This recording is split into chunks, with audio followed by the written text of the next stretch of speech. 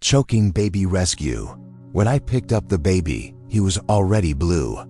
Not just a faint shade, but a deep, chilling blue that instantly clenched my stomach and made my throat tight.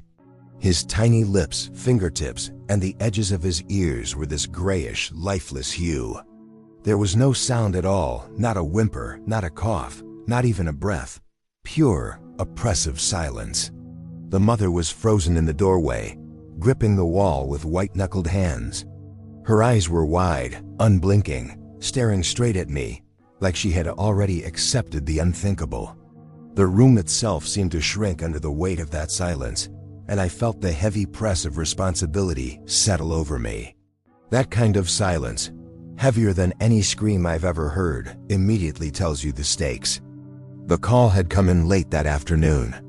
The sky was a palette of gold and orange, stretching thin as the sun dipped behind distant rooftops. It was labeled simply, "Choking infant, unconscious." That phrase, simple as it sounds, carries the weight of every parent's worst nightmare, and the kind of pressure that hits you in your chest the second you hear it. Any firefighter or paramedic with even a little experience knows that those words demand every ounce of focus, and yet, there is never a guarantee. There's no manual for the panic in a parent's eyes, no rehearsal for the raw, palpable fear of a child on the edge. As we raced down the street, I flashed back to training sessions long ago. Hours spent on mannequins, perfecting the delicate back blows and chest compressions, the right angle, the right force. I remembered the first time I ever had to do it on a real child months before this call. My hands had shaken, my heart raced, but I did it. The baby cried after a tense moment, and the relief had been overwhelming. That memory, though comforting, was a reminder that theory is never enough. Real lives never behave like mannequins. They are unpredictable, fragile, and terrifyingly human. The neighborhood was quiet when we arrived, the kind of quiet that makes you hyper-aware of every tiny sound, the distant hum of a car, the low bark of a dog somewhere behind a fence, the whisper of leaves brushing against each other in the soft evening wind. The houses were modest, close together, yards tidy but alive with traces of daily life. There was a faint scent of freshly cooked meals lingering in the air, mingling with the sweet, soapy aroma of detergent from clothes drying on the lines outside. Everything seemed ordinary, peaceful even, until you walked into the house and the tension inside hit you like a physical presence. The gate was open, swaying gently in the breeze, a subtle clue that someone had rushed out in panic, signaling that inside, chaos had already begun. I stepped out of the rig, boots crunching on the gravel, and drew in a deep breath. The air inside the house felt thick, almost heavy, as though it had absorbed the fear that had already started to consume the mother. She was barefoot, shaking so violently she could barely hold the baby. She kept repeating, "He's not breathing. Please, please help him." Her voice was thin, cracking, breaking, each word fragmenting with fear. I could feel the weight of responsibility settle deeper, pressing into my shoulders, my chest, my very bones. In those moments, hesitation isn't an option. Panic isn't an option. Action is the only choice. The baby was just a few months old, so fragile it seemed impossible that someone so small could carry so much potential for life or death. His eyes were half closed, the whites faintly showing, skin the unnatural shade of bruised gray blue. His body felt limp in my hands, yet the responsibility was weighty, almost crushing. Thoughts began to surge through my mind like a rapid river. Am I doing this right? Did I position him correctly? Is it too late? And then, amidst the flood of doubt, I forced myself to focus on the mechanics, on the training. Calm hands, correct posture, support the head, align the airway, measured force, monitor response. I asked my partner to step back slightly, giving me room to maneuver. He nodded without speaking, eyes reflecting the same tension I felt. We had this understanding built over years. We are not two separate people in calls like these. We are one unit, moving, thinking, reacting in sync. I positioned the baby carefully, supporting the head and neck, feeling every small twitch, every tiny motion in his body. The room was silent except for the mother's shallow, uneven breathing. Each inhale she drew felt amplified, bouncing off the walls. I could see her muscles tense, her jaw clench, her knuckles white. Her fear was a tangible force. I could feel my own heart hammering in my chest, adrenaline coursing through my veins. My palms were sweating despite the cool evening air, the muscles in my arms taut as I held the baby, ready to execute the maneuver. Every fiber of my being was aware of the consequences of error. I remembered past calls, some successful, some devastating, when hesitation had cost precious seconds. Each memory sharpened my focus. Each memory reminded me that while training gives you tools, real life demands intuition, steadiness, and courage. The first back blow didn't work. The baby remained limp, silent. That moment, the first failure hits you like a blow. It's a sharp, immediate reminder of the fragility of life and the weight of responsibility. I could feel tension knotting my shoulders, but I pushed it aside. Panic would not help here. Action would.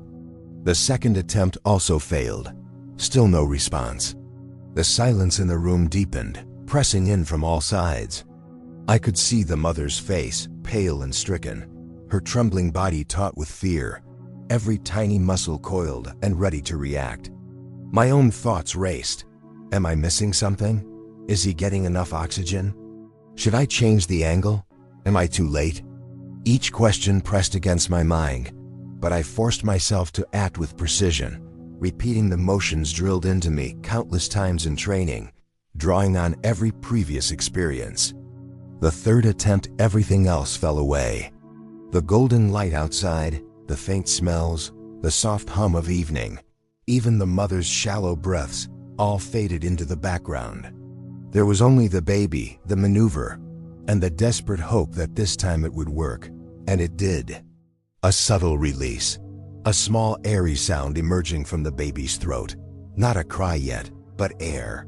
The weight of the room lifted, slightly, just enough to feel relief. His tiny body twitched faintly, and I felt a spark of hope. Seconds later, the sound grew into a small cry. Then louder, stronger. Life had returned. The baby's body, once limp and motionless, began to flex in tiny movements. His fists curled, fingers flexed slightly, color creeping back into his cheeks. Relief was tangible. The mother collapsed to her knees, sobbing, her body shaking with the release of terror and relief combined.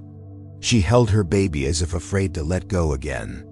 The medical team arrived, taking over the assessment and ensuring the airway remained clear. The baby was conscious, alert, crying alive. Moments before, I had felt the weight of mortality pressing down. Now it lifted, replaced with gratitude and awe.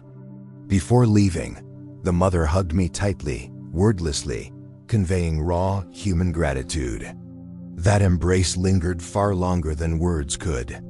Every emotion, from fear to relief, was encapsulated in that moment. I remembered all the previous calls where I hadn't been so lucky, all the moments where tragedy had struck despite our best efforts. That memory sharpened the significance of this one, this successful intervention. I reflected on my early years of training, back to simulations where we practiced back blows and chest compressions on mannequins, the repetitive drills that felt tedious at the time, but now seemed prophetic. Each movement had been drilled until it became instinct, and instinct saved a life tonight. Every failure in training, every simulated panic, prepared me for this exact moment. My training allowed my mind to focus, to act, to perform despite fear.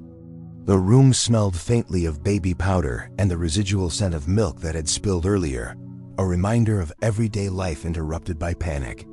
The walls, painted a soft beige, reflected the warm late afternoon light, creating a comforting backdrop to the terrifying scene.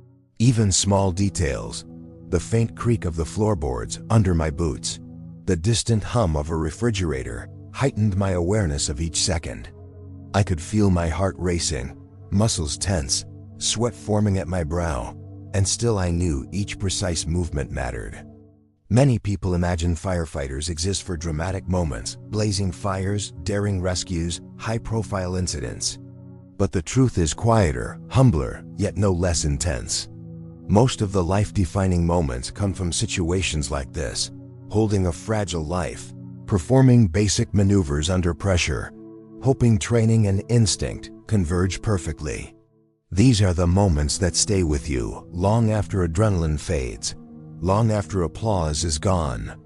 I reflected on countless past calls involving infants, each with its own lessons: small mistakes, split-second decisions, moments of tension and panic. Some had ended in heartbreak, some in relief. Every memory contributed to the expertise that allowed this rescue to succeed. Each failure taught patience, each success humility. And this call, this life saved, was a culmination of those lessons.